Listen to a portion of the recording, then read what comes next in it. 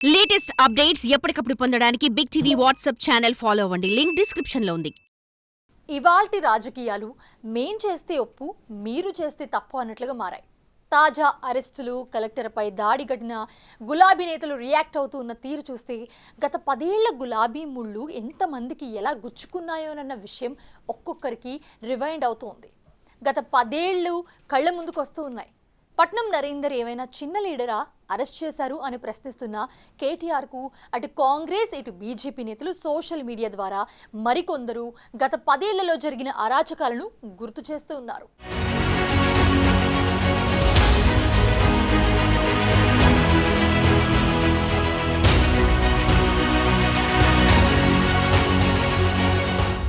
హైదరాబాద్ ఫార్మాసిటీకి సంబంధించి ఇప్పుడే గౌరవ సభ్యులు పట్నం మహేందర్ రెడ్డి గారు చెప్పినట్టు అక్కడ ఇంకా కొంత భూసేకరణ మిగిలింది అధ్యక్ష. దాదాపు 9,000 ఎకరాల దాకా అయ్యింది. ఇంకా మిగతా కార్యక్రమం దాదాపు 8,000 పైచిలకు ఎకరాలు అయింది అధ్యక్ష.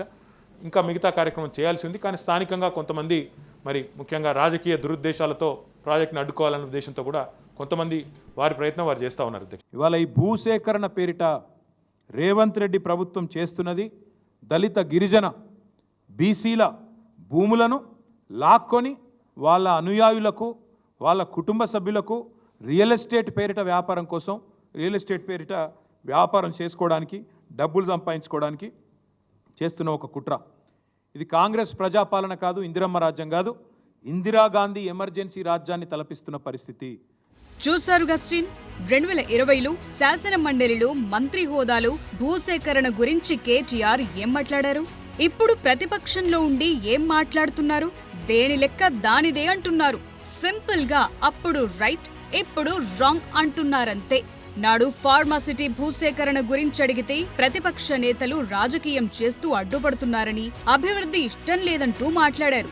సీన్ కట్ చేస్తే ఇప్పుడు కొడంగల్ ఏరియాలో ఇదే ఫార్మా ఇండస్ట్రియల్ కారిడార్ గురించి భూసేకరణ చేస్తే దళిత గిరిజన బీసీల భూములు లాక్కుని సీఎం అనుయాయుల కోసం రియల్ ఎస్టేట్ వ్యాపారం కోసం డబ్బులు సంపాదించుకునేందుకు చేస్తోన్న కుట్రగా చెప్తున్నారు. ఏవైనా ఇది మతుండి మాట్లాడుతున్నదేనా అన్న ప్రశ్నలొస్తున్నాయి.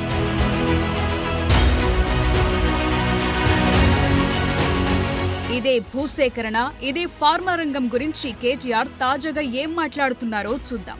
ఫార్మాస్యూటికల్ ఇండస్ట్రీ గురించి గొప్పలు చెప్పుకున్నారు. కోవిడ్ టైంలో పారాసిటమాల్ కు ప్రపంచ వ్యాప్తంగా డిమాండ్ ఏర్పడిందని, అప్పుడు హైదరాబాదే ఆదుకుందని గుర్తు చేశారు.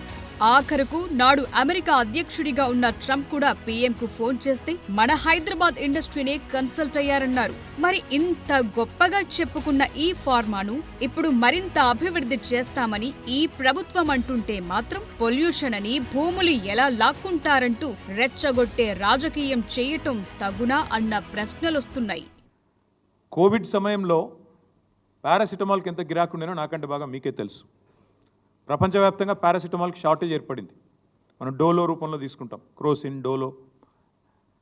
వాటికి సంబంధించి ఆనాడు అప్పటి అధ్యక్షుడు, అమెరికా అధ్యక్షుడు డొనాల్డ్ ట్రంప్ మన ప్రధానమంత్రి గారికి ఫోన్ చేసి, మీ భారతదేశంలో ఫార్మాస్యూటికల్స్ చాలా విస్తారంగా పనిచేస్తూ ఉన్నాయి, మాకు ఈ పారాసిటమాల్ కావాలి అంటే డొనాల్డ్ ట్రంప్ గారు కూడా, ఆనాడు నేను మంత్రిగా ఉన్నా కాబట్టి తెలుసు, ప్రభుత్వంలో మేము ఉన్నాం కాబట్టి తెలుసు, ఆనాడు అప్పటి మన ముఖ్యమంత్రి కేసీఆర్ గారికి ఫోన్ చేసి వాళ్ళ అధికారులు మన అధికారులు సయోధ్యతో, అండర్స్టాండింగ్తో ప్రపంచవ్యాప్తంగా ఉన్న పరిస్థితులను దృష్టిలో పెట్టుకొని పారాసిటమాల్ ఉత్పత్తిని కూడా పెంచాలి అని చెప్పి అప్పటి ఫార్మాస్యూటికల్ కంపెనీని పిలిచి మేము ఆనాడు ఒక ఆలోచనతోని వాళ్ళని కాన్ఫిడెన్స్లో తీసుకొని ఆ రంగాన్ని ముందుకు పోయినాం.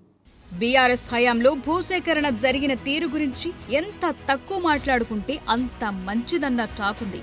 ఎందుకంటే కాళేశ్వరం అంటూ ఊదరగొట్టి మల్లన్న సాగర్, రంగనాయక సాగర్ సహా కాల్వలు, ఇతరాలన్నీ చెప్పి రైతుల దగ్గర నుంచి వేలాది ఎకరాలు సేకరించి భూసేకరణ చట్టం ప్రకారం సరైన పరిహారం ఇవ్వకుండా ముప్పు తిప్పలు పెట్టి 3 చెరువుల నీళ్లు తాగించిన సంగతిని కేటీఆర్ మర్చిపోయినా మల్లన్న సాగర్ భూ నిర్వాసితులు మాత్రం మర్చిపోవటం లేదు. 5 ఎకరాల భూమి పోయింది. విడుదలకి రాగానే మీకు భూములు ఇస్తా, ఇండ్లు ఇస్తా, తాగులు ఇస్తా అని చెప్పి 20 ఏది ఇచ్చేటానికి ఇయ్యలే, ఏది లేదు. అడదానికి కానీ వచ్చి లాఠీ చార్జ్ చేసుకుంటా యువతలేసి ఇడికొచ్చి కూడా 10 ఏళ్ళు గెలిచినామని ఒక్కనాడు కూడా ఊళ్ళోకి రాలే. ఇప్పటి వరకు కూడా తిరుగుతూ ఉన్నాం.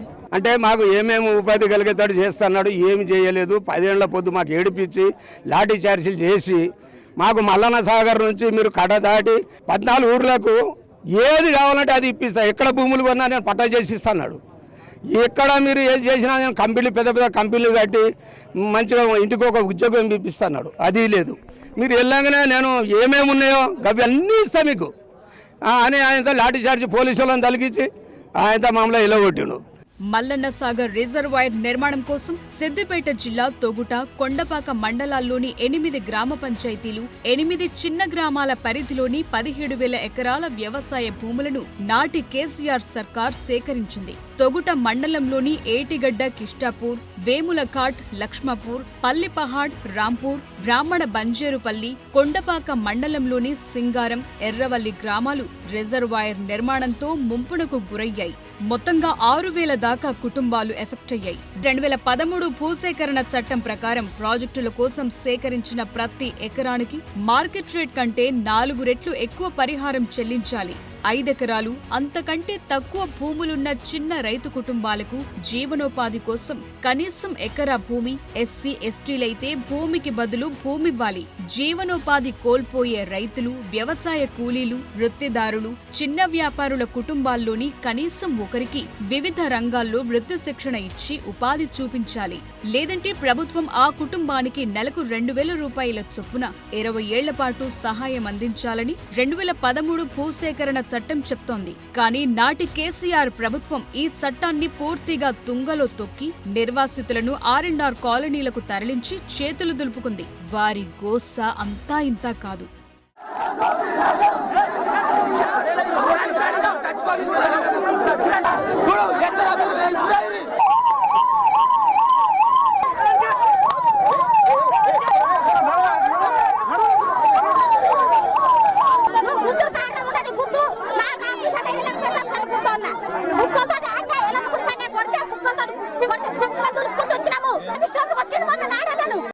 మల్లన్న సాగర్ కింద 6,000 కుటుంబాలు, ఇండ్లు, పొలాలు, ఉపాధి కోల్పోయాయి. దీంతో ఈ ఫ్యామిలీలు ఇప్పుడు దయనీయంగా బతుకుతున్నాయి. ఆ ఏరియాలో బహిరంగ మార్కెట్లో ఎకరా విలువ 30 లక్షలకు పైగా పలికిన నాటి గులాబీ సర్కార్ ఎకరాకు 6 లక్షల నుంచి 10 లక్షల వరకు పరిహారం ఇచ్చిందంతే.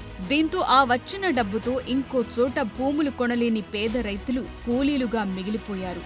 మల్లన్న సాగర్ ను నింపేందుకు ఉన్న పళంగా తరలించిన నాటి సర్కార్ వాటికి ఎలాంటి ఉపాధి అవకాశాలు చూపలేదు. దీంతో వాళ్లు కుటుంబ పోషణ కోసం కూలీలుగా మారారు. వారిని కదిలిస్తే చాలు గత సర్కార్ నిర్వాకంపై విరుచుకుపడుతున్నారు.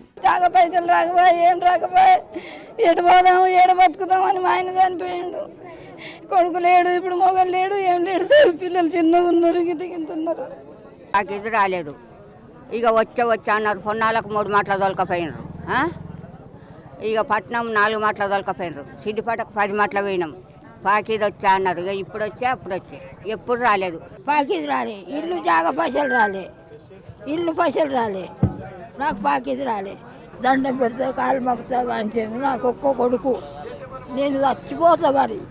సో మనం చేసిన భూసేకరణ, నిర్వాసితుల గోడు పక్కన పెట్టేసి ఇప్పుడు ఏమీ జరగకపోయినా మంచి R&R ప్యాకేజీ ఇచ్చి రైతులను ఒప్పించే ప్రయత్నాలు చేస్తున్నా సరే భూదాహంతోనే రైతుల భూములు లాక్కుంటున్నారని బీఆర్ఎస్ లీడర్లు దిక్కుమాలిన లాజిక్ వినిపించటమేంటన్న ప్రశ్నలైతే వస్తున్నాయి. నేను మిమ్మల్ని అడుగుతున్న వేములఘాట్లోనో మల్లన్న సాగర్లోనో మునిగిపోయిన 14 గ్రామాలలో ఏ ఒక్కడికైనా ఈ దుర్మార్గులు తాళం చెప్పించి ఇది మీ రిహాబిలిటేషన్ కోసం మీకు కట్టిన ఇల్లు ఇవి తీసుకొని ఇచ్చిండ్రా? మిడ్ మానేరులో పిల్లనిచ్చిన పాపానికి మిడ్ మానేరులో ముంచితే ఈ రోజుకు మిడ్ మానేరులో 10 సంవత్సరాల తర్వాత కూడా అల్లుడి నోట్ల శని, మాకు కూడా శని తగులుకున్నదని ఈరోజు మిడ్ మానేరులో తిడుతురు. పోయి మీకు అందరికీ ఇల్లు ఇస్తా అని వేములవాడ రాజన్న దగ్గర పోయి ఒట్టేసి చెప్పొచ్చాడు. ఈ రోజుకి అది అమలు చేయలే.